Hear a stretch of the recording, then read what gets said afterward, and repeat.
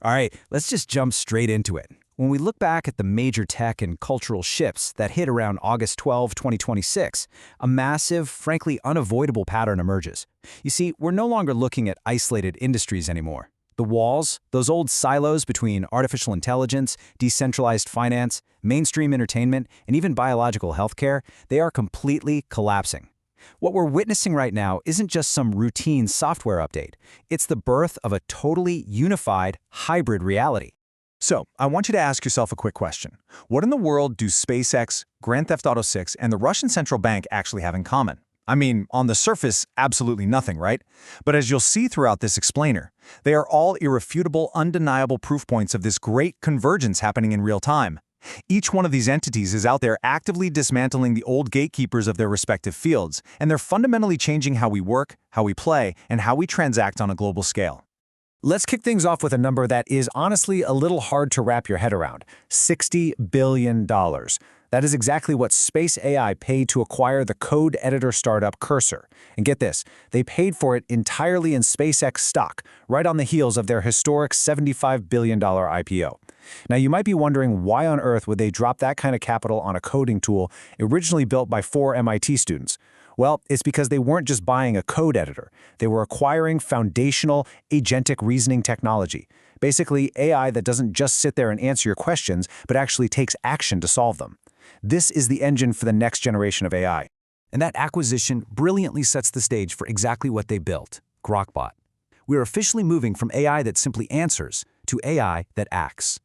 Grokbot isn't just some chatbot you type prompts into. It's literally a team of always-on AI agents working for you, 24/7 in the cloud. They operate in isolated execution sandboxes and use a continuous memory graph, which is a fancy way of saying they actually remember that random email you sent them yesterday. Whether you're paying $120 to $200 a month for the Cursor Teams tier or $300 a month for the GPT-5-powered Super Grok Heavy, you're essentially hiring digital colleagues.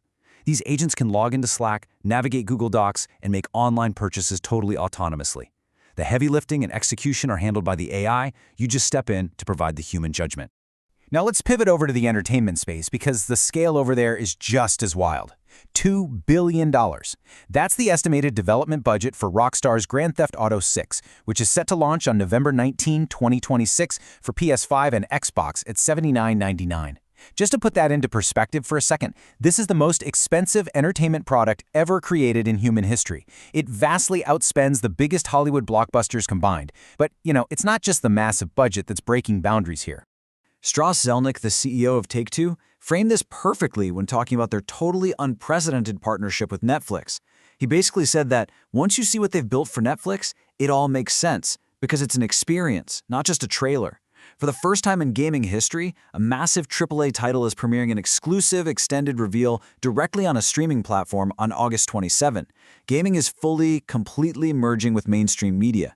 With a Vice City map 2.5 times larger than GTA 5, dual protagonists inspired by Bonnie and Clyde, and this incredibly dynamic economy powered by the Rage 9 engine, a system so advanced that NPC citizens actually live out dynamic, unscripted daily routines, GTA 6 isn't just a video game anymore. It's a simulated mainstream cultural event. And just as gaming is bleeding into mainstream streaming, we're seeing decentralized technology build massive, sturdy bridges right into traditional legacy finance.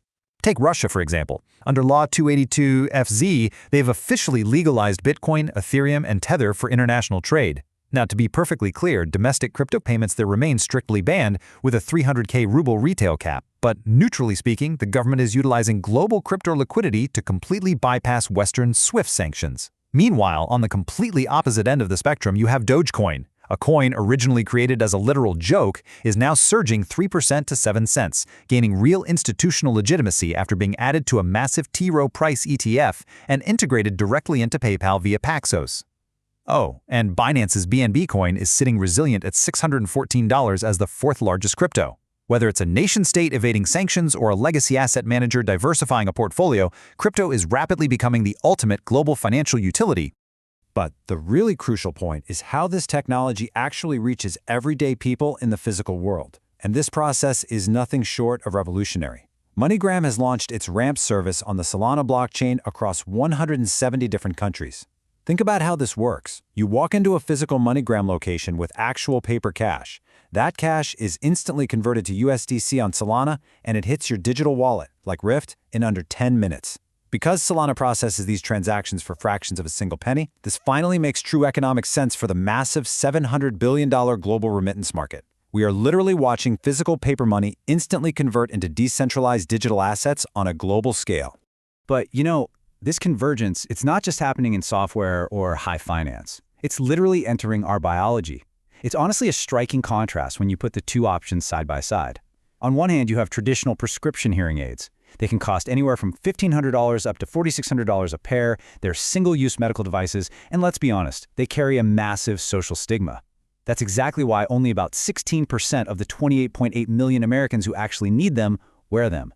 But on the other side, we now have the newly FDA-cleared Samsung Galaxy Buds 3 and 4 Pro. They retail over the counter for roughly $250 to $300. They play music, they cancel noise, they make phone calls, and they just look like standard, cool consumer tech.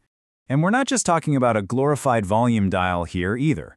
Through a really simple 5-minute in-app pure tone audiometry test, these earbuds create a highly personalized audio profile for your specific ears. They use clinical-grade algorithms and advanced beamforming, which basically focuses sound directly into your ear canal, like a laser, to literally match the performance of those $4,600 medical devices. Consumer electronics are directly disintermediating expensive medical gatekeepers and in the process democratizing healthcare for tens of millions of people. So, what's the big takeaway from this explainer? It's simply this. The old gatekeepers are gone. The hybrid reality is already here.